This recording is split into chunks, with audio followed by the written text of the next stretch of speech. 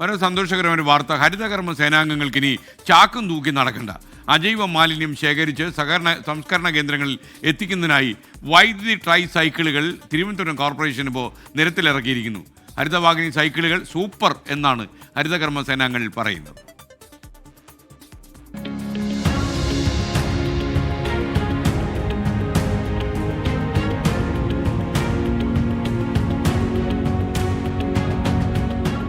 Plastic ഉൾപ്പെടെയുള്ള അജൈവ മാലിന്യം ശേഖരിക്കാൻ ചാക്കും തൂക്കി വീടാന്തരം നടക്കുന്നതൊക്കെ പഴങ്കഥ.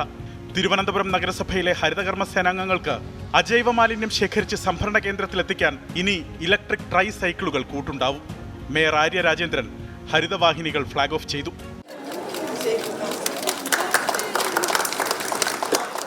അവർ നേരിടുന്നൊരു പരിമിതി എന്ന് പറയുന്നത് നമ്മുടെ നഗരത്തിൻ്റെ ഇത്രയും വിശാലമായ സ്ഥലത്ത് നിന്ന് കളക്ട് ചെയ്യുന്ന മാലിന്യം കൃത്യമായി ഷിഫ്റ്റ് ചെയ്യാൻ പറ്റുക എന്നുള്ളതാണ്. അതിനൊരു പ്രാഥമികമായ ഒരു സഹായം എന്ന നിലയിലാണ് ഈ ഹരിതവാഹിനികളുടെ ഇവർക്കൊരു വിതരണം. ഇനി എല്ലാ വാർഡുകളിലേക്കും ഇത്തരം സംവിധാനങ്ങൾ ഒരുക്കാൻ വേണ്ടിയാണ് നമ്മൾ ശ്രമിച്ചുകൊണ്ടിരിക്കുന്നത്. പദ്ധതിയുടെ ആദ്യഘട്ടം എന്നോണം 15 വാർഡുകളിലായി 15 സൈക്കിളുകളാണ് വിതരണം ചെയ്തത്. വൈദ്യുതി ട്രൈ സൈക്കിളുകൾ ഉപയോഗിക്കാൻ ഹരിതകർമ്മ സേനാംഗങ്ങൾക്ക് 1 മാസത്തെ പ്രത്യേക പരിശീലനവും നൽകിയിരുന്നു. സൈക്കിൾ പോലും ചവിട്ട അറിയാത്തവരുണ്ടായിരുന്നു. ഇവരൊക്കെ സൈക്കിൾ ചവിട്ട അറിഞ്ഞുകൂടാത്തവരാണ്. പക്ഷെ അവരൊക്കെ നന്നായിട്ട് പഠിപ്പിച്ചതുകൊണ്ട് നന്നായിട്ട് പെട്ടെന്ന് പഠിച്ചെടുക്കുവാൻ പറ്റി. എന്ന് വെച്ചാൽ ചാക്കും തൂക്കി തോളിലടിച്ച് നടക്കുമായിരുന്നു. ഇപ്പോഴതൊന്നൊരു മാറ്റം വന്ന്. എന്നും ഹരിതകർമ്മ മുമ്പോട്ടാണ്, ഒരിക്കലും മുമ്പോട്ടല്ല.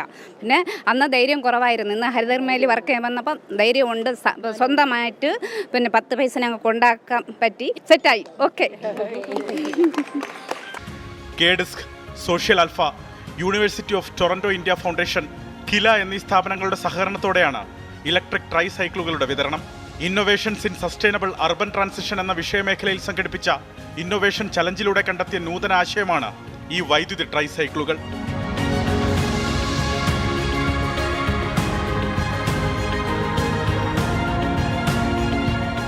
24 തിരുവനന്തപുരം.